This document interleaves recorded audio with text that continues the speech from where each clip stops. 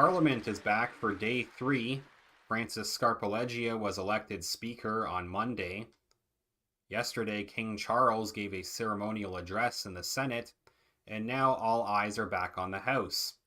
We've got Andrew Scheer stepping in as interim leader, while Pierre Poilievre, who technically remains CPC leader, works on re-entering Parliament after losing his seat. It's a bit of an awkward setup, especially with the Conservatives trying to regroup after a tough campaign. The popular vote was close, but the Liberals came out ahead in seats. The Conservatives still managed to hold them to a minority government, however. There is some debate among Conservatives about the party's direction. Critics say that Poilievre's campaign leaned too hard on Trudeau's unpopularity and the carbon tax, and didn't pivot fast enough when Carney stepped in. Housing came up a lot, but many argue the connection between that and immigration wasn't tackled directly enough. Meanwhile, the House has been oddly quiet, aside from 1 or 2 MPs pressing the Liberals. The tone's been almost overly restrained.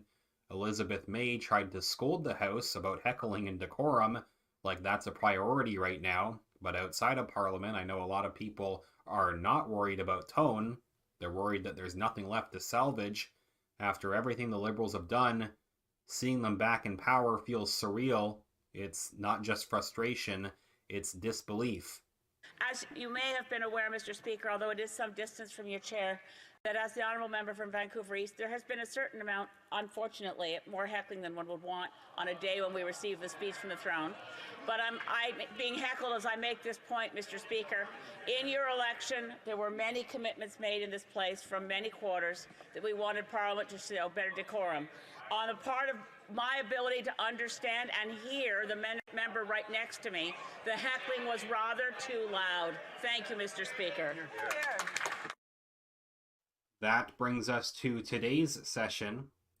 Let's head to the chamber and see how the third day unfolds.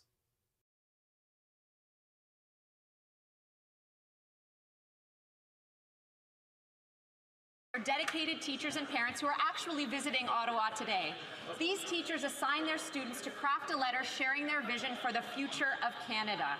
The final product was so inspirational that it garnered national attention and a visit from the Prime Minister. I thank teachers across Canada who bring this type of civic education to their schools. I'm sure we can all agree that education is the foundation of a strong, united, compassionate country. Canada's youth should be able to look to their leaders to set a guiding example. It's certainly a reminder for me, Mr. Speaker, and I hope to my member colleagues to always lead with respect, integrity, and purpose, because the children are watching.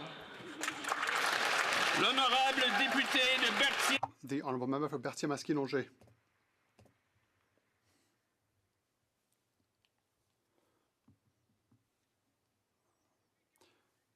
In a few days, Mr. Speaker, it will be World Milk Day. So let's raise a glass to celebrate this simple yet essential food. Milk has stood the test of time and cultures, and it is much more than just a simple drink. It is a treasure trove of benefits. It nourishes our bodies, strengthens our bones, and complements our morning cereal and sweet desserts in the evening. World Milk Day is also an opportunity to celebrate the commitment of the producers who every single day with passion and perseverance provide us with this rich resource. It is a day to reflect upon how milk reaches our tables, thanks to the work that is invisible to most of us, but absolutely essential.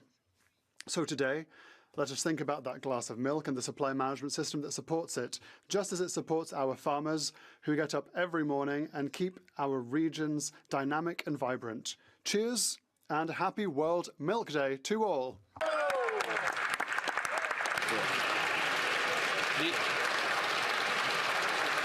honourable member for Bruce Grey, Owen Sound. Mr. Speaker, 100 years ago today, Albert Christian was born in Waterloo, Ontario. At age 17, he was in the local barber shop and overheard 2 older guys talking about heading to London, where they were going to enlist in the Canadian Army. Bert asked if he could tag along, which he did.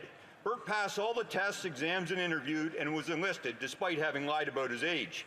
Bert served in France, Belgium, Holland, and Germany with the Essex Scottish Regiment. It was in Germany that he fought on the front lines in the Hochwald Forest against the Nazis. Bert had 3 brothers that served in the war as well. All 4 brothers returned home from the war alive and well. Bert met another 4 brothers in Europe that were from Manitoulin Island who also returned home safe and sound. They invited Bert to join them when they returned to Canada, and he did. That is where he met his future wife, Maureen. At the age of 63, Bert retired to Owen Sound to be close to family. Bert had 2 children, David and Rick, and his 2 grandchildren, Candace and Corey. One saying Bert always says, old soldiers never die, they just fade away. And he still says that he would do it all again. Happy 100th birthday, Bert. Pro Patria. The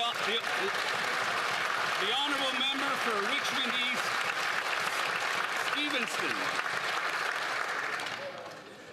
It's an honor to be elected, and I'm very grateful to the residents of Richmond East, Stevenston, for placing their trust in me once again to serve as their voice in this House. I dedicate this statement in memory of a childhood friend, Suki Baya, who sadly passed during the election. One election issue raised in our community was the urgent need for mental wellness and wraparound supports. May is Mental Health Awareness Month in Canada, and policymakers ought to be aware of the challenges Canadians face. According to the Canadian Mental Health Association, the rate of suicide for Canadian men is 3 times higher than for women. However, women are hospitalized for self-harm twice as often as men. As the 45th Parliament begins its work, I call on all levels of government to come together and invest in mental health as a cornerstone of building healthy, resilient, and thriving communities for all Canadians. The honourable member for York Centre. Thank you, Mr. Speaker. It's a privilege to rise in the House of Commons for the first time. I'm honored to serve the beautiful riding of York Centre, located in the great city of Toronto. It's also home to one of Canada's largest Jewish communities, to which I belong. Speaker, an unprecedented wave of hate crimes is terrorizing Canada's Jewish community. Under this Liberal government, hate crimes are up 250% and anti-Semitic hate crimes are up over 400%. A Jewish school located a mile away from my North York home has been shot at 3 times. Enough is enough. Conservatives stand with Canada's Jewish community for its right to exist, to worship, and to live free from violence and intimidation. Last Sunday, over 50,000 Jewish Canadians proudly marched through York Centre on the Walk with Israel. We're grateful to the Toronto Police for keeping us safe, but we demand of this Liberal government to end the incitement to violence we hear on Canada's streets and take all necessary measures to protect the Jewish community. I know that my Conservative colleagues will fight for the safety of Jews all across Canada. Thank you, Mr. Speaker. The honourable member for Mississauga, Erin Mills. Congratulations, Mr. Speaker, on your election, and through you, welcome to all members of Parliament to this House. I look forward to working together as Canadians, serving Canadians. I also want to thank the people of Mississauga, Erin Mills, to my phenomenal team and volunteers for once again placing their trust in me. It's an honor to continue representing our beautiful community. Canadians have chosen a government led by our Prime Minister that's ready to meet the challenges ahead. Global instability, threats to sovereignty, and urgent pressures on housing and affordability. Our government has laid out a clear path, building a strong, inclusive economy, strengthening Canada's global role, and deepening ties with our allies. We're focused on delivering real results, creating opportunity, removing interprovincial trade barriers to build one strong Canadian economy. Let's get to work. Thank you, Mr. Speaker. The honourable member for Nanaimo, Ladysmith. Mr. Speaker, I wish my first intervention in the House on behalf of the people of Nanaimo, Ladysmith was under better circumstances. But our community is in crisis. In 2024, Nanaimo lost 94 people to overdoses, more than 3 times the number in 2016 when the BC government declared the opioids crisis a public health emergency. Families are grieving. Neighborhoods feel the weight of this tragedy. The safe supply experiment has failed. People are suffering. Crime is up. It has truly been a lost decade. Conservatives know that it is time to invest in treatment, to recriminalize hard drugs like fentanyl, and to provide real mental health supports, not taxpayer drugs, not taxpayer-funded drugs that fuel addiction. It's time for common sense solutions that restore hope and bring our loved ones home drug-free. Honourable member for Halifax. Merci, Monsieur le Président. Je prends la parole. I stand today, 1 month after my election, to thank the people of Halifax for having granted me their trust. It's the support of my community that has allowed me to access the House of Commons. A special place, known to the Mi'kmaq who cared for the land for millennia as Chibuktuk, or Great Harbour. It's one of Canada's oldest cities. It's home to Black communities predating Confederation and is the birthplace of responsible government. Today, Halifax is a hub of research, innovation, and technology. We're home to Canada's ocean supercluster, and we lead in climate action, shipbuilding, and global trade. We're a vibrant and fast-growing maritime city, and our greatest strength has always been our people. Haligonians are resilient, caring, and driven. As I take my seat in the chamber, I am honored to be their champion in Ottawa, and I'm ready to get to work. The honourable member for Elmwood, Transcona. Mr. Speaker, as I rise today, I want to thank my family, friends, volunteers, and the hardworking people of Elmwood, Transcona who placed their trust in me and the Conservative Party. These are the Canadians who get up early, put on their boots, and build the country we love. I've been in their boots 18 years as a construction electrician, proud union member, and vice president of IBW Local 2085. The NDP and Liberals have abandoned unions. They have driven up inflation, housing costs, and taxes while supporting union-busting tactics. That's why more rank-and-file union members are turning to the Conservatives, many for the first time. Just weeks ago, we received support from local unions like the ILA, the UBC, IBEW, UA, Boilermakers, LIUNA, and many, many more. Conservatives are the party of blue-collar workers. We will keep working to earn and trust of Canadian workers and delivering strong, prosperous future they deserve. The honourable member for Carlton.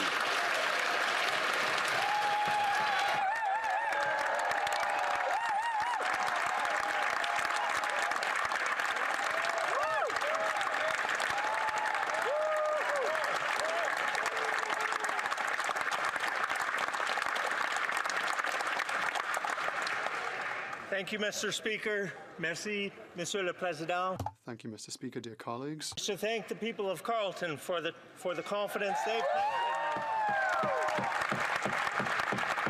I will never take the honour of representing them for granted.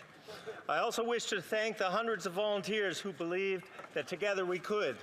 From Stittsville to Constance Bay, Riverside South to Metcalfe, Greeley to Richmond, and Manotick to Osgood, and all points in between, together we did.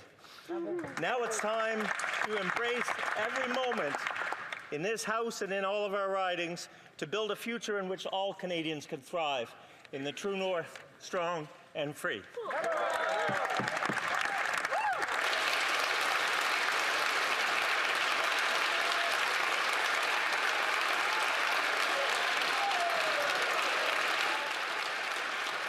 Questions. The Honourable Leader of the Opposition. Thank you very much, Mr. Speaker. I would like to welcome the Prime Minister to his first official question period. This is where democracy lives, and this is where we provide rigorous scrutiny on every word he says and every dollar he spends on behalf of Canadians. Now, let's talk about those words and dollars. During the election campaign, it was elbows up as he put retaliatory tariffs on the U.S. Then secretly, he dropped those tariffs to effectively zero. But he didn't stop there. He told Canadians that the government would collect $20 billion in revenue from those tariffs and use it to cost his platform. Now that those tariffs are going to bring in $0, two quick questions. Why wasn't he honest with Canadians during the election? And how is he going to make up the shortfall? Is he going to borrow it, print it, or tax it? The Right Honourable Prime Minister. Mr. Speaker, may I first thank my constituents from Nepean for giving me the honour of being here.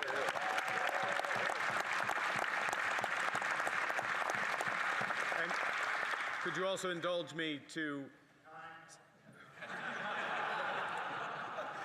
say how great it is to see you in the Speaker's chair, and I trust that you're operating under the period of grace that will not be accorded to me.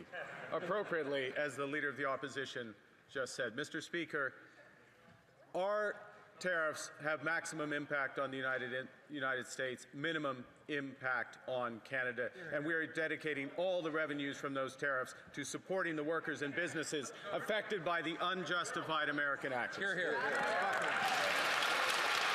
The Honourable Leader of the Opposition. Well, he didn't take long to pick up old Liberal habits of not being able to answer questions. But since the election, Canadians have been inundated with grand rhetoric and pretty speeches from this Liberal Party, but they are still suffering under all those policies. Household debt up at record levels, number of people who can't pay their mortgages increasing, food bank use continuing to rise. Now TD Bank is forecasting a recession with hundreds of thousands of lost jobs. The PM said undoing the damage of the last 10 years would require great speed, but he's not going to table a budget for 6 months. If he's the man with the plan and the guy you hire in a crisis, why won't he table a budget before he goes on summer vacation? The Right Honourable Prime Minister. Mr. Speaker, I understand the member of the opposition is very busy, didn't have a chance to study closely the 100-day plan of the former member from Ottawa, Carlton, which did not include a budget. Our plan includes legislating for one Canadian economy and nation-building projects immediately to grow this economy, and we expect the support from all in this House. The Honourable Leader of the Opposition. They must be really afraid to come clean with Canadians if they're going to punt it off into the fall. But, Mr. Speaker, with the throne speech yesterday, Liberals have effectively admitted that it was their policies that caused the suffering for Canadians. Their reckless borrowing and massive deficits caused the inflation. The carbon tax drove up prices and drove away investment. And their anti-development bills chased jobs out of Canada. Now, the Prime Minister is claiming that somehow the Liberals have changed. Well, he has a chance to prove it to Canadians. If he's serious, will he tell Canadians that pipelines are part of his values by repealing Bill C-69, the No More Pipelines bill? The Right Honourable Prime Minister.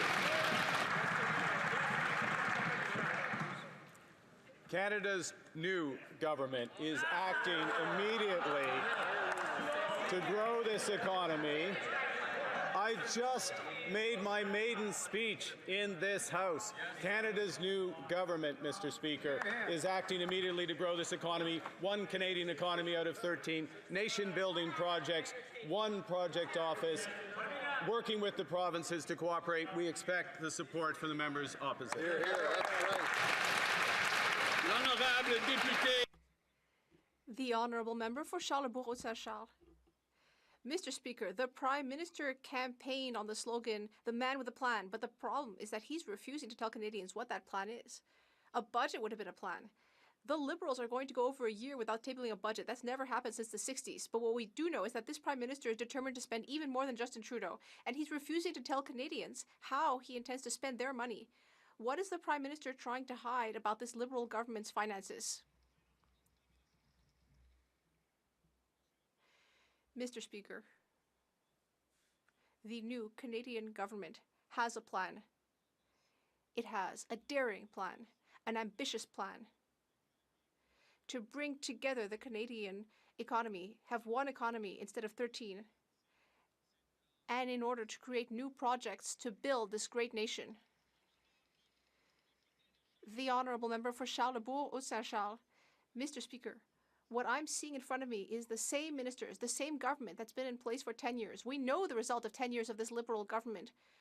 And what we have now, yes, is a new Prime Minister, but a Prime Minister with no plan. He said he had one, but he doesn't want to table a budget because he knows perfectly well that his plan is disastrous and that our public finances are in a terrible state. Will this Prime Minister commit to tabling a budget before the summer? The Right Honourable Prime Minister. Thank you, Mr. Speaker. This government will act immediately to cut taxes on the middle class. Carney's sidestepping the question. By We're not going to hundreds of table a dollars for budget the before average the fall, family. he said. We will also reduce or remove GST on new home builds. We have a plan, and we will be bringing in that So plan you will, immediately. but he just said that they're going to start immediately, and meanwhile they're holding off until the fall The before they Honourable even Member for table the Charlebourg budget. Saint-Charles. Mr. Speaker, a few weeks ago, we were having an election campaign.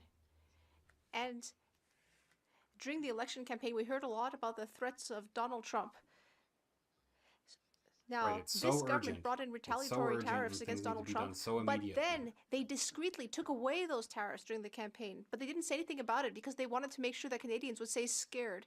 But now we have a $20 billion budget hole, and that's on top of a budget that already had a heavy deficit. Could we finally get a new budget so that we can understand what's going on with our finances? The Right Honourable Prime Minister. Thank you, Mr. Speaker. The member across the way must have been referring to the Conservative platform when he talked about the $20 billion deficit. Well, that's all right.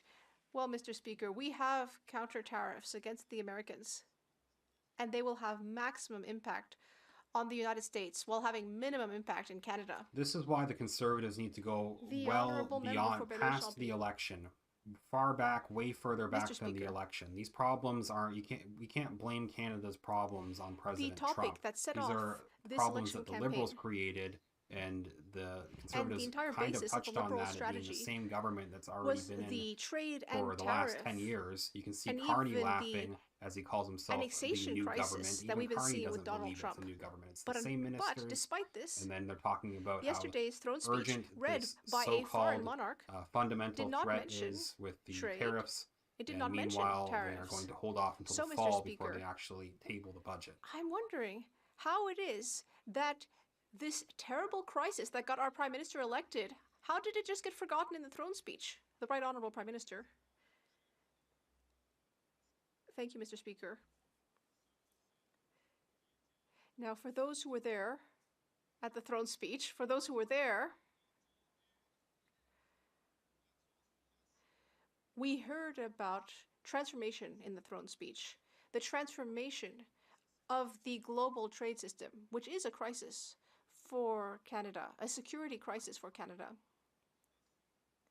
We have a daring plan in order to respond to this crisis. The Honourable Member for Belleuil Chambly. Well, the Prime Minister will perhaps agree that some things are clearer when you read them than when you hear them. Now, the King's speech was incredibly centralizing, so centralizing that I think even Justin Trudeau must have felt embarrassed.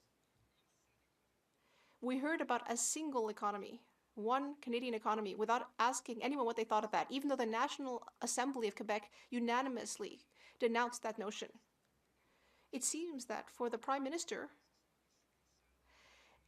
Canada is just a country where the provinces are like the branches of a bank that is headquartered in Toronto. The Right Honourable Prime Minister. Mr. Speaker, we are in the middle of an economic crisis. This is a time for unity. Yes, this crisis was created by the Americans, Mr. Speaker. This is a time for unity. This crisis was created by the Liberals. This is why my ministers and I, or rather, the premiers and I will meet, the premiers of Quebec and the premiers of all the provinces will meet this weekend in Saskatoon. The Honourable Member for Belleuil Chambly.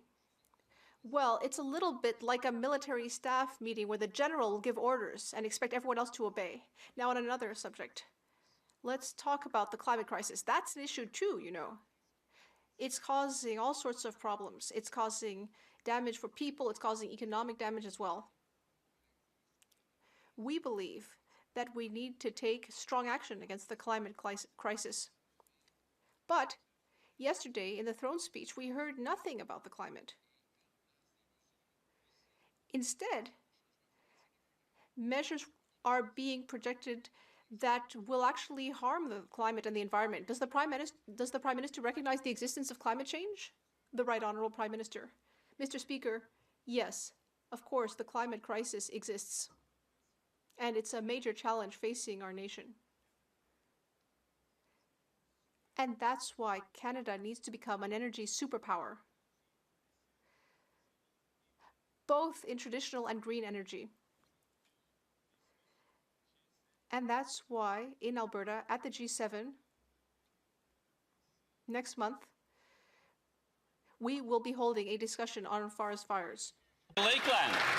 Yesterday, the PM said Canadians shouldn't focus on pipelines. We'll tell that straight to the hundreds of thousands of workers who lost their jobs when these Liberals killed pipelines, LNG exports to allies, and capped Canadian oil and gas. Last year, 98% of Canadian crude went to the U.S., Canada's biggest customer and competitor, due to these Liberals. But in April, the PM said he won't repeal their No New Pipelines, Never Build Anything unlawful Bill C-69 and ignores premiers and businesses.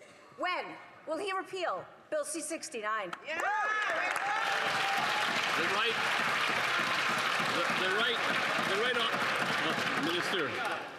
Minister for Natural Resources. To rise in the House for the first time. I wish to thank the people of Markham Thornhill for their trust. I'm also thinking of my family. I'm also thinking of my family who have supported me from day one, and my parents who I wish were still with us. It's time to get many projects built here in Canada. We will cut red tape, fast-track projects, and approve them within 2 years.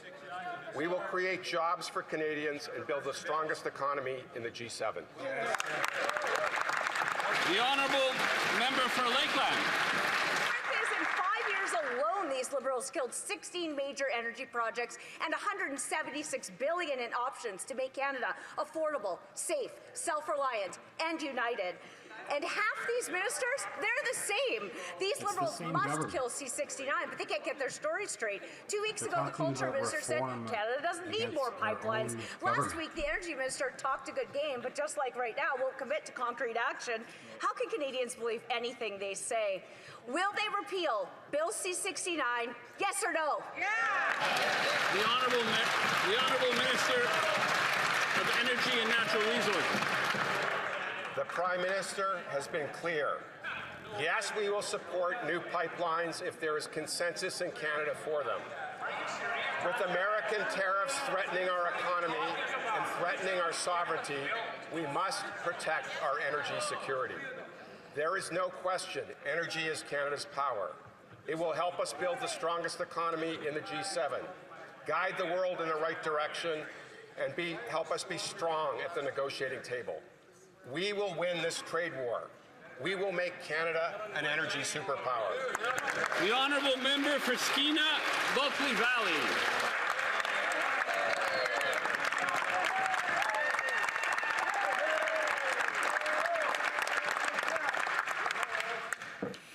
Over 9 years, the Liberals' anti-energy laws have weakened our country to the benefit of the United States. That's right. Canadian oil and gas piped to the United States provides jobs and revenues for Americans, but not for Canadians. But get this, it's at a discount. Canada's energy potential has been stalled by anti-energy laws from the Liberal government for close to a decade. Will the Prime Minister scrap the job-killing and economy-killing energy production cap? Yes! The Honourable Minister of Energy and Natural Resources. Mr. Speaker, while my Conservative colleagues are interested in playing politics, I'm interested in getting things built, including pipelines where there is consensus. We will make Canada an energy superpower in both conventional and clean energy by cutting red tape, fast-tracking projects, and approving them within 2 years. This means creating new jobs and growing the economy. We can make Canada strong and protect ourselves from American tariffs if we work together with Indigenous partners, industry, and workers, but also the honourable member for Skeena, Bulkley Valley. Good. Time is up. Even the BC NDP have removed their decarbonization policies for LNG export facilities. Right. This is not politics. Even Canada's Parliamentary Budget Officer forecasts a $20.5 billion reduction in GDP and potential job loss of 54,000 full-time jobs under this energy production cap. Right. Canada's loss is America's gain. That's right. Yes. Again, to the Prime Minister, Will the Prime Minister scrap the Canadian job killing and Canadian economy killing energy production cap, yes or no? Yes.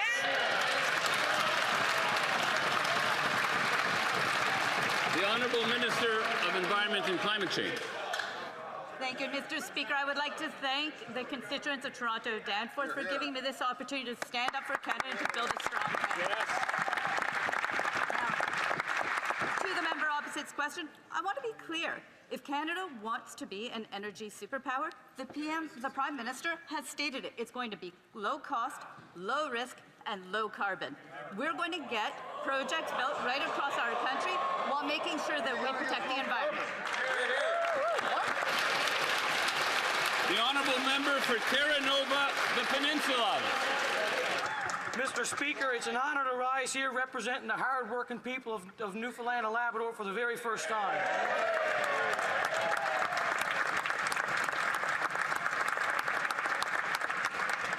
While my province of Newfoundland and Labrador has the highest unemployment rate in the country at nearly 10%, the industrial carbon tax is compromising our competitive edge and shifting our jobs abroad.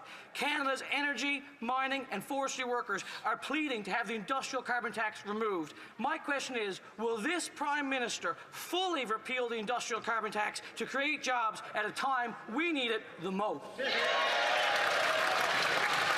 Honourable Minister of Environment and Climate Change. Mr. Speaker, making sure that polluters pay is a central part of moving forward and being competitive as an energy superpower. When we look at other countries around the world, they have border carbon adjustments in place. They are looking to Canada to make sure that the energy that we provide is low risk, low cost, and low carbon. The Honourable Member for Elgin, St. Thomas, London South. Thank you, Mr. Speaker. The Liberals claim they want to make Canada an energy superpower, but they forget it's their record over the last decade that has decimated our energy sector and kept our resources in the ground. Their oil and gas production cap will kill tens of thousands of jobs and cost our economy $20 billion. Their industrial carbon tax will cost Canadian businesses and consumers and make Canada less affordable and less competitive. Their legislation, Bill C-69, is blocking energy infrastructure and making us more dependent on the United States. The solution is easy. Will the Prime Minister repeal Liberals' costly anti-energy laws?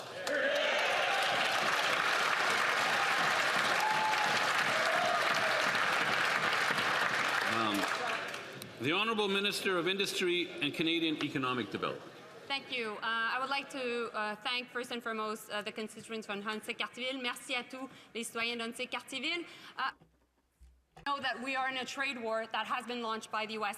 and we know that hardworking Canadians are feeling the grunt of this trade war, particularly in the manufacturing sector, particularly in the auto, steel, and aluminum sectors, and we continue to fight for them. That's why we will make sure that we invest in them, that we work on making sure that we attract the investments across the world while making sure that we grow the fastest economy of the G7. Totally new faces in this brand new government. Definitely not the same Liberal government that has been causing the exact same the Prime problems Minister that kept they're saying claiming that he was they're gonna open to solve new energy suddenly. projects. But he never clearly said that he would repeal Bill Just C-69, moved Melanie a Jolie's liberal position from anti-development she just bill moved from one which would prevent cabinet position to another. Quebec It's the LNG exact from same being faces just shuffled restarted. around.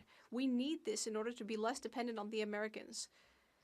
Will the Prime Minister listen to Quebec's rural regions and repeal C-69?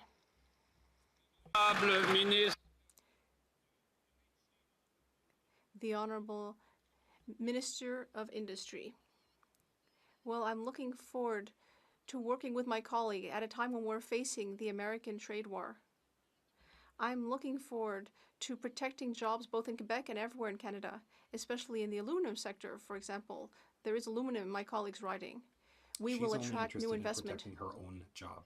We will create jobs here and throughout the country, and we will have the strongest growth level in the G7. The Honourable Member for Pierre Boucher les Patriotes Verchères. Mr. Speaker, There is a Léger poll that shows that 87% of Quebecers feel completely detached from the monarchy. And that's why the National Assembly of Quebec unanimously adopted a motion asking for all of Quebec's links with the monarchy to be abolished. In Quebec, we are Democrats, not monarchists.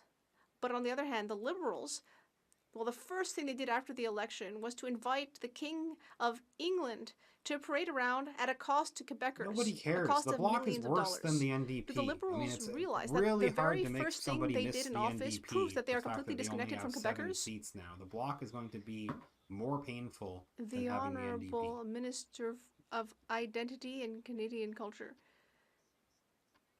I'd like to thank my constituents who have enabled me to be Look at standing another up here brand for new a third face. consecutive Definitely mandate. not the exact And same I'd also government like from to before. remind Totally my new colleagues from the Bloc government. that it's always the UK Crown that reads the speech.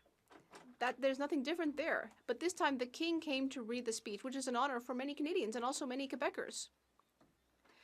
And I'd also like to remind my colleagues from the Bloc that we are a sovereign country. Sovereignty is a concept that they should understand. Isn't that so? We're seeing two different narratives on housing. What? That's what I thought.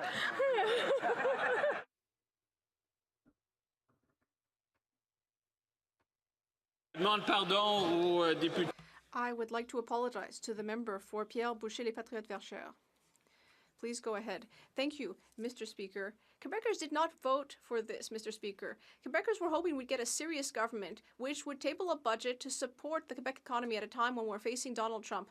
But today, Quebecers are seeing that the Liberals' priority is not the budget because we don't have a budget and they don't care about supporting our economy. They're not doing anything for that.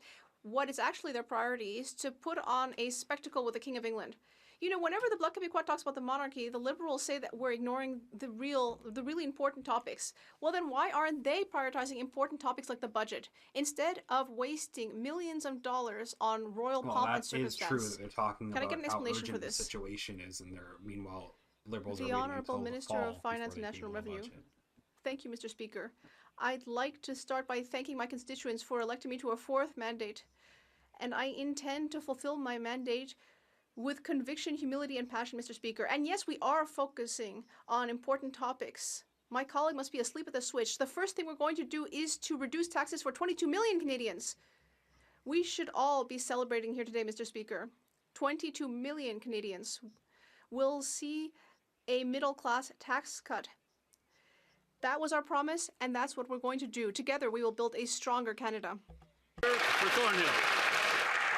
Mr. Speaker, we're seeing two very different narratives on housing, one from the campaign and a very different one from the minister. The new housing minister, the former mayor from Vancouver, who let housing prices go up 179% in just 8 years, is saying something very different. The minister answered a resounding no when he was asked if home prices should come down from their record highs. If he's adamant that prices shouldn't go down, how much does he think that they should go up? The Honourable Minister of Housing and Infrastructure and Minister responsible for Pacific Economic Development Canada. Merci, Monsieur le Président, et je suis honoré. It's an honor for me to be here in the House. Vancouver, Fraser, U, South Burnaby, for giving me the opportunity to represent them here. On the issue of affordability and affordable housing, well, first, I'm very proud to be part of a government that's committed to cutting taxes from day one here in the House. Here, here. Yeah. I'm also looking forward to pursuing the most ambitious affordable housing plan in the history of Canada, delivering a GST cut to first-time home buyers and ensuring we bring the development costs down. The honourable member for Thornhill. The minister ought to know that the housing market is already in chaos. Sellers can't sell and buyers can't buy. It's proving out. Only 310 houses were sold across the entire GTA. That's a staggering 89% below 10-year average. Lower supply, higher prices spells more trouble for Canadians. So instead of building homes and bringing the cost down, he's actually building more bureaucracy. So we know that housing prices went up 179% when he was in charge of housing in Vancouver. How much higher are they going to get when he's in charge of housing for the entire country? country. The Honourable Minister of Housing and Infrastructure and Minister responsible for Pacific Economic Development Canada. Thank you, Mr. Speaker. To the member, it's not about reducing the value of an individual's home or senior's home. The member may wish to force seniors to sell their homes for less. We're going to focus on building more affordable housing and delivering a cut to the GST to first-time home buyers. The Honourable Member for Parry Sound, Muskoka. Mr. Speaker, the sale of new homes in the GTA just hit a 7th straight month of record-setting lows. Only 310 new homes were sold in the GTA in April. That's a 72% drop over last year and an 89% drop in the 10-year average, with condo sales plummeting 94%. Wow. The report warns that there will be a massive housing shortage in 2 years. Prices are too high for buyers and they're too low for sellers. So can the Prime Minister tell us what he plans to do to help the buyers that cannot afford to buy and the sellers that cannot afford to sell? L'honorable ministre des Finances et du Revenu national. It's good to be back, and in fact, the Conservatives have not changed, Mr. Speaker. They should listen more. My colleague was very clear about what we're doing. We're eliminating GST for first-time home buyers, Mr. Speaker, in the country, for houses up to $1 million.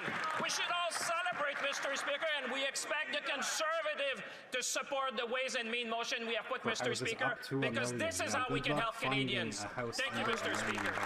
Honourable Member for Parry Sound, Muskoka.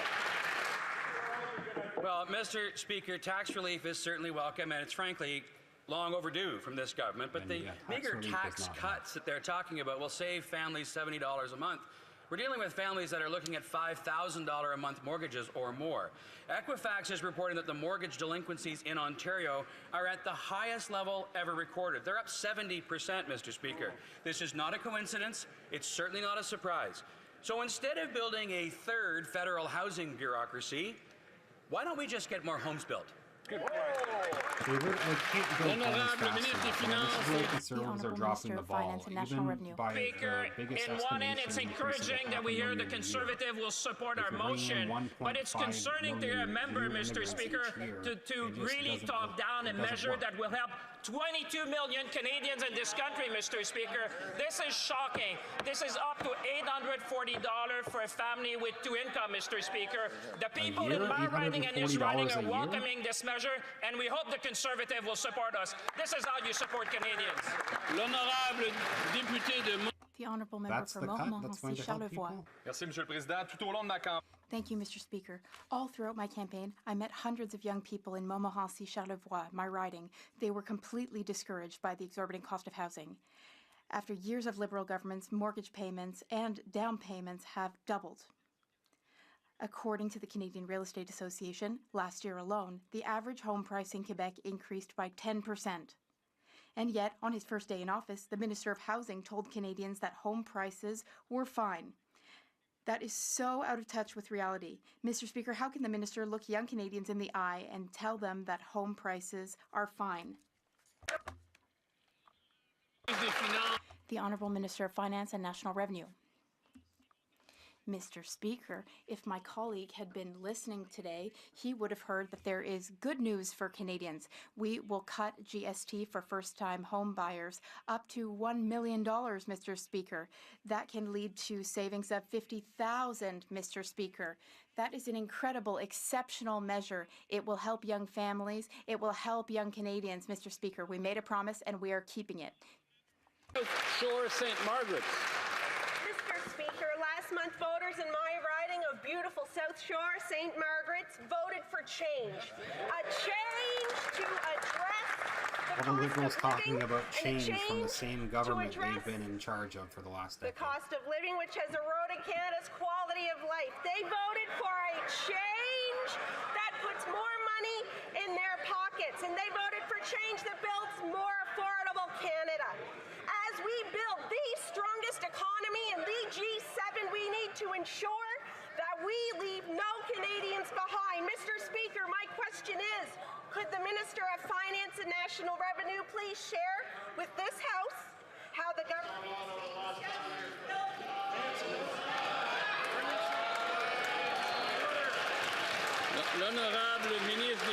The Honourable Minister of Finance and National Revenue.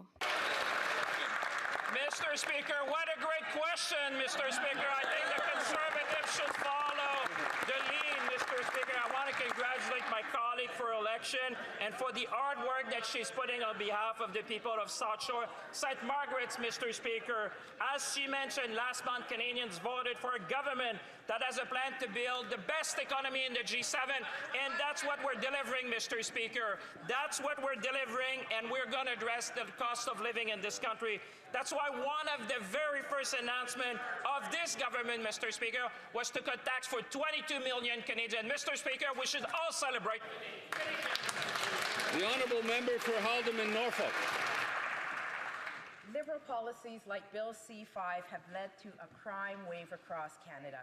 Violent crime is up 50%. Gun violence is up 116%. Just yesterday, a drive-by shooting shook our small rural community of Cayuga. This crime wave is no accident. It is a direct result of the Liberal policies like C-5 that has ended mandatory jail time for serious gun offences and drug crimes. Will the Prime Minister end this crime wave by repealing Trudeau's Bill C-5? Yeah. The Honourable Minister for Public Safety. Thank you, Mr. Speaker, and let me just take a moment to thank the people of Scarborough-Gilbert-Bruce Park for my fourth consecutive mandate. To my friend opposite, my heart goes out to those who are impacted by the violence in her community just yesterday. I want to assure her and I want to assure all Canadians that we will address issues of serious violent offenders seriously. We will make sure that we tighten up bail reform, and we will ensure that our government will always be there to protect Canadians from coast to coast to coast. The honourable member for Haldimand, Norfolk. Mr. Speaker, a serious issue is the will of Canadians to live in peace, which they once did. Now they live in fear because of Liberal soft-on-crime policies. Liberal policies like Bill C-5 and Bill C-75 put repeat violent offenders back on the streets, contributing to the suffering of communities across Canada. Premiers, police, legal experts, civil liberties advocates all demand change. So I ask the question one more time. Will the Prime Minister restore safe streets and repeal Bill C-5 and Bill C-75, yes or no? Yeah. The Honourable Minister for Public Safety. Mr. Speaker, on April the 28th, Canadians gave us a mandate to ensure that our streets are safe. And since that time, we've been working together with law enforcement to work towards safer communities across Canada. I want to just outline some of the highlights from the Chief of Police for the City of Toronto, who indicated that auto thefts, for example, have decreased by 39%, home invasions down by 42%, homicides down by 67%, and shootings down by 46%. We have a lot more work to do, Mr. Speaker, and we will work together with law enforcement to ensure the safety and security of all Canadians. Our government will always be there to protect Canadians. The honourable member for Edmonton Gateway. Mr. Speaker, families across Canada feel helpless because these Liberals have done nothing to stop violent crime rising across the country. They stick with their ideological soft-on-crime policies, and that is why extortion gangs are targeting Canadian businesses and their families. In fact, just this month, we've seen more shootings, arson, and even a murder potentially linked to extortion. Yet Canada still has no mandatory minimum penalty for extortion. So will the Prime Minister work with Conservatives to bring in the same legislation that I brought in last Parliament to bring in tougher penalties for extortion?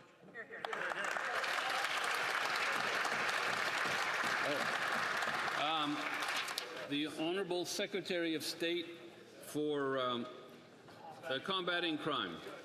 Thank you, Mr. Speaker. You heard it in the throne speech yesterday. It is a top priority of this new government.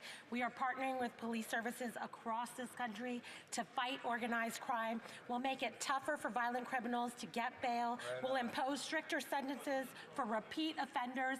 We are serious. We're going to get to work, and we're going to fight crime. The honourable member for Markham Unionville.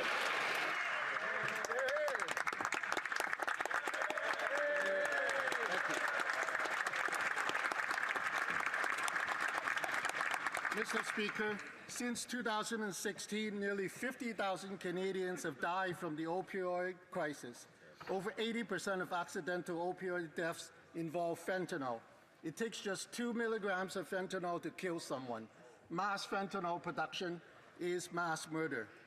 But liberal laws let the monsters who kill our people walk free. Conservatives are proposing to give mandatory life sentences for anyone involved in the trafficking, production, and distribution of over 40 milligrams of fentanyl. Will the Prime Minister crack down on fentanyl production and give life sentences for drug kingpins committing mass murder? Minister for Public Safety. Mr. Speaker, let me just first welcome my friend opposite to the House. Fentanyl has torn every community across Canada and North America, Mr. Speaker. It's something that everyone in this House is impacted by. We're accelerating our work to crack down and dismantle the fentanyl trade and organized crime that profit from it. That's why we listed 7 cartels as terrorist entities under the Criminal Code. I'm working so closely with Kevin Brasseau, Canada's fentanyl czar, at home and abroad, to put laser-sharp focus on dismantling fentanyl rings. We will work together in order to address this issue. Our government will always be there.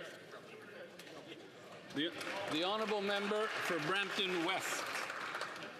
Mr. Speaker, soft on crime, Liberal Bills C5 and C75 have unleashed crime waves in Brampton and across our country. Violent crime up 50%, auto theft up 50%, extortion up 400%. The out-of-touch public safety minister said during the campaign that there was nothing wrong with the bail system. Repeat offenders should be in jail, not out on bail. Does the Prime Minister agree with his minister, or does he stand with frontline officers like Peel Police to bring in bail reforms? Honourable Secretary of State for Combating Crime. Thank you, Mr. Speaker. We stand with all our frontline officers, with Peel Regional Police and all police agencies across this country. We're partnering with their services, and we're going to fight organized crime. We'll make it tougher for violent criminals to get bail, impose stricter sentences for repeat violent offenders. And the Chief has reported, the Chief of Police for Toronto, that auto thefts have decreased by nearly 39%, home evasions down 42%, homicides down 67%, and shootings down 46%. And we'll continue to be tough on crime. The honourable member for Leeds, Grenville, Thousand Islands. Before taking office, the Prime Minister helped establish multi-billion-dollar investment funds that were placed in offshore tax havens. Now he's shielding those investments from public scrutiny with a blind trust that hides but doesn't remove potential conflicts of interest. Now, Canadians are lined up at food banks in record numbers. They can't pay their rent, but they are paying their taxes, and they want to know if the Prime Minister paid taxes on his investments. So can the Prime Minister, who I welcome here today, confirm that none of the investments that he placed in the blind trust were previously held in offshore tax havens? Hear, hear. The Honourable Government House Leader. Speaker, as you know, the Prime Minister has followed all the rules even before they were required. He'll continue complying with all the rules.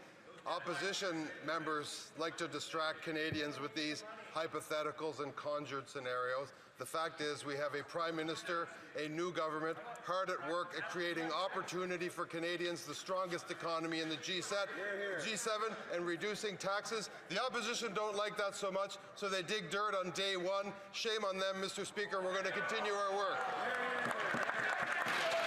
The honourable member for Leeds, Grenville, Thousand Islands, Rideau Lakes. Canadians don't want an explanation in how to bend over backwards to fit through ethical loopholes. They want to be reassured that after a decade of serial ethical law breaking, that they can have confidence that the Prime Minister is going above just the basic minimum standard. So the Prime Minister, again, who I welcome to the chamber, can he stand up and just assure Canadians that none of the funds that he had previously were held in offshore tax havens? And can he tell Canadians what those investments were in when he sat at his first cabinet meeting? The Honourable Government House Leader. Speaker.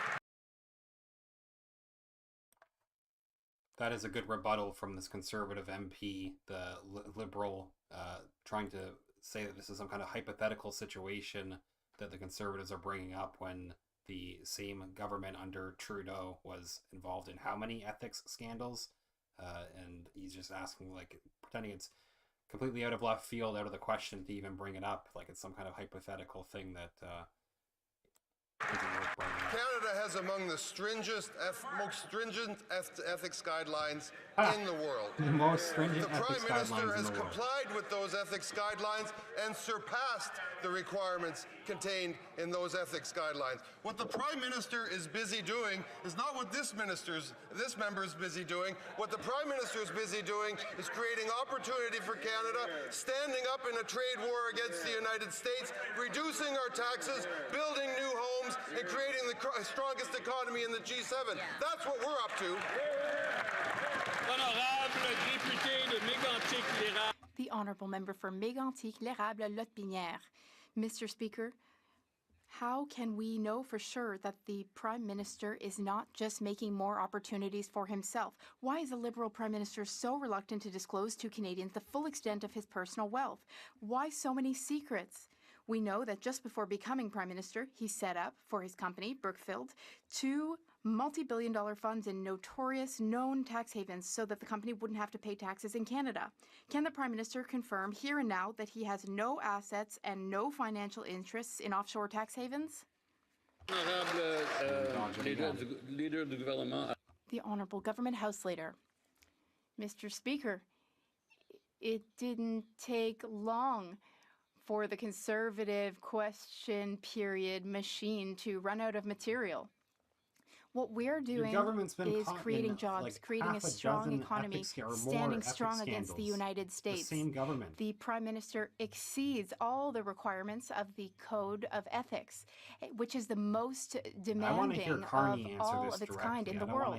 The Conservatives, Mr. Speaker, they love to dig for dirt. Meanwhile, on this side of the House, we are creating opportunities for Canadians.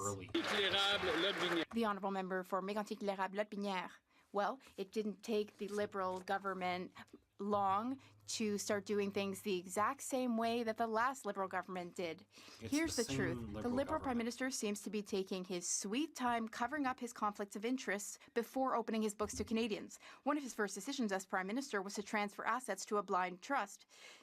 And he claims that by magic, overnight, he will forget about all of his financial assets. As if the only ones who don't know are Canadians. Will the Prime Minister come clean and disclose all of his financial assets as well as the conflicts of interest held in his trust? Yes or no? We need an answer now. The Honourable Government House Leader. Mr. Speaker, Canadians can be assured that this Parliament and our institutions are governed by the most demanding ethics code in the whole world. The Prime Minister How can you say that with a straight and face? even surpassed all of the Code of Ethics' requirements. If the Conservatives want to carry on like this, digging for dirt, I think electors will be disgusted. Canadian voters want us to work for them. They don't want us here slinging mud at each other. After the Honourable Member for scandals Terrebonne. that he was involved in. It's only after the Conservatives tried to Mr. Speaker, for outdo the too Liberals long, in supposedly trade barriers picking on have Trump stifled that the they development started of one losing in the Canadian polls. economy. Our economic sovereignty is currently under threat. It is thus more important now than ever before, to promote free trade within our borders. Can the Minister of Intergovernmental Affairs and One Canadian Economy inform this House of the action our government is taking in order to protect our economic sovereignty and to build one Canadian economy?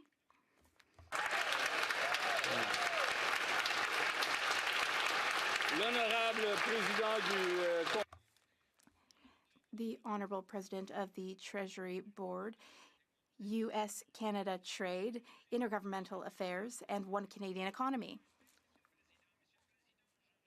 Thank you, Mr. Speaker. I would like to thank my colleague, the member for Terrebonne, for her excellent question. We recently campaigned on a commitment to build one Canadian economy, not 13 economies. By Canada Day, Mr. Speaker, we will table a bill which seeks to eliminate all federal barriers to internal trade. We also commit to working with provinces and territories in order to fast-track projects that are in the national interest. Mr. Speaker, that's how we intend to build the strongest economy in the G7. Canada is in an economic crisis without any plan because the Liberals shut this place down for half the year to avoid accountability.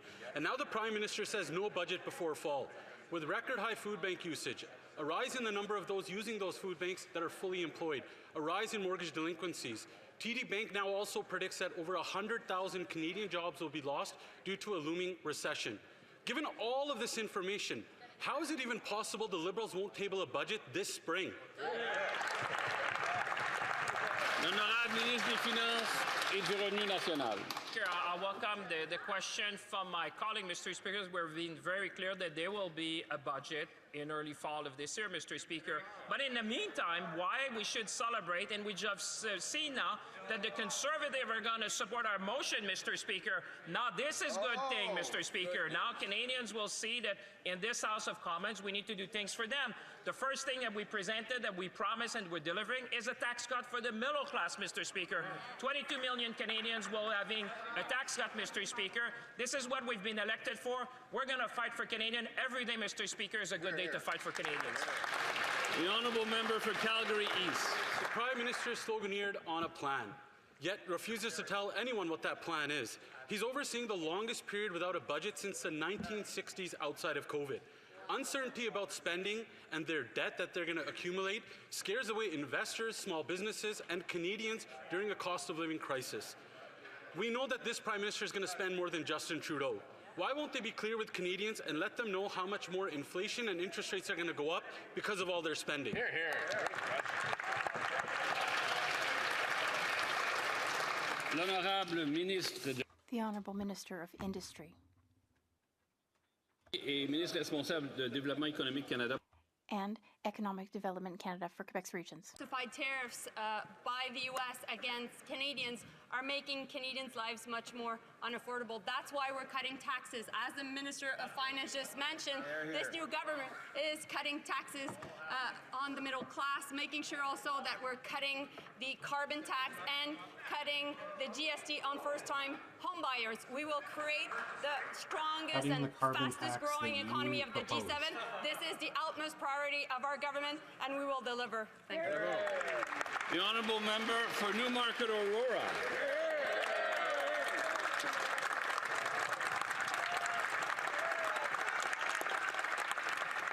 The Prime Minister claimed being the man with a plan.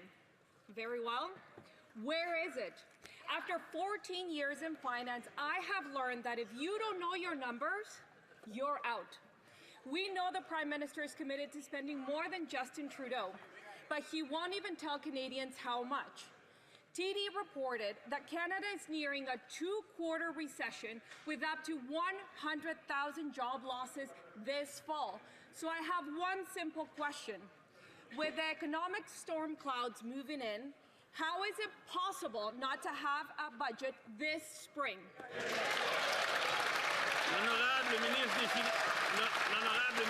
The Honourable Minister of Finance and National Revenue. Speaker, I have one simple answer. We have a plan, and it's a plan in action, Mr. Speaker. I welcome this member to the House of Commons. But the plan, Mr. Speaker, is simple. We're going to cut tax for 22 million Canadians, Mr. Speaker. And in fact, the leader of the Conservatives just said outside the House that he's going to support our plan. So that, Mr. Speaker, is a step forward. Not only we're going to do that, we're going to remove GST for first-time home buyers for a house up to $1 million. And, Mr. Speaker, we're going to remove the consumer carbon price from law, Mr. Speaker. This is a plan. This is delivering for Canadians. This is building a better economy for all. The honourable member for Labrador. Thank you, Mr. Speaker. It's an honour for me to rise in this House as a representative for a region that forms part of Canada's north, beautiful Labrador. We must never take our sovereignty and security in the Arctic for granted. As foreign threats to the regions increase and the impacts of climate change intensify, it is imperative that Canada work in close partnership with Indigenous and Northern communities. Can the Minister of Northern and Arctic Affairs inform this House on the government strategy for the region? Thank you, Mr. Speaker. The Honourable Minister for Northern Northern Affairs. Thank you, Mr. Speaker. I rise today with a deep sense of responsibility, gratitude, and humility. I stand here as a proud Anishinaabe, Innu, and Métis woman representing Churchill, Kiwetinokiski riding.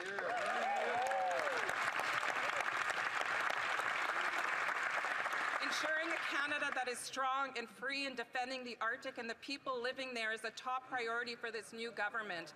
We will strengthen the presence of the Canadian Armed Forces, detect and deter early warnings with radar coverage, and invest in the necessary housing and infrastructure. And we'll do this all by working with Indigenous and Northern partners every step of the way. The Honourable Member for Central Newfoundland. Mr. Speaker, in yesterday's throne speech, the Prime Minister reaffirmed his commitment to persecute the fishing and aquaculture industries with Liberal policy to close down 30% of fishing grounds by 2030. The 30 by 30 Marine Protected Areas agenda was developed by the United Nations in conjunction with foreign activists, and this government signed it. So how can the Minister of Fisheries support shutting down the productivity of the fishing industry and the aquaculture industry that means so much to coastal communities throughout Canada, given the impact that it'll have on our very own province? The Honourable Minister of Fisheries. Thank you, Mr. Speaker, and I want to thank the people of St. John's East for continuing to put their trust in me, and I also want to congratulate my colleague from across the aisle. This government continues to understand the cultural and the economic importance of the fisheries. And I can tell you that I am very humbled and proud to be responsible for this file. And I will also assure the people of Canada, and certainly my colleague across the aisle, that the fisheries remains an important ministry in the government, and I will do all that I can to ensure that harvesters, industry, and communities are protected. The Honourable Member for Vancouver Kingsway. Mr. Speaker, Canada's unemployment rate has surged to 6.9%, the highest in 8 years outside the pandemic. Alarmingly, youth unemployment is more than double that. And now, the OECD is warning that Trump's trade war will cost Canada even more jobs this year. Mr. Speaker, Canadians are worried about their futures. What immediate steps will this government take to bring the jobless rate down and protect Canadian workers who will be hurt by Donald Trump's tariffs? Okay, the Honourable Member, the Honourable Minister for Jobs and Families and Minister responsible for the Federal Economic Development Agency for Northern Ontario. Thank you, Mr. Speaker. It's an honour to rise and represent Thunder Bay Superior North for a fourth term in this House of Commons. Another brand new face in this brand new government. And in making sure that youth and indeed workers of all ages have the skills and abilities to thrive as our economy transitions. I will work closely with my partners, indeed members across this House, to make sure that all Canadians have an opportunity to thrive as we see economic change. And that completes our very first question period of the 45th Parliament. Okay, so we'll pause there. I guess about what we expected probably from day 3, a little bit more debate at least on the issues, but I don't think I heard them bring up immigration once. Again, I think the Conservatives, again, going way too soft. The Bloc didn't have much to contribute, and we only have 7 seats left for the NDP. We had 1 NDP MP speak up at the end, but again, focusing way too much on Donald Trump. Every time that they mention Donald Trump, either the NDP or the Conservatives, all it really does is help Mark Carney and the Liberals. Let me know what you think about this session. We will probably not go live tomorrow. I'll do a recap after tomorrow's question period. Just pick out some of the highlights. We might try another live stream again next week. Appreciate you everyone joining again. And I will follow up soon. Thanks again.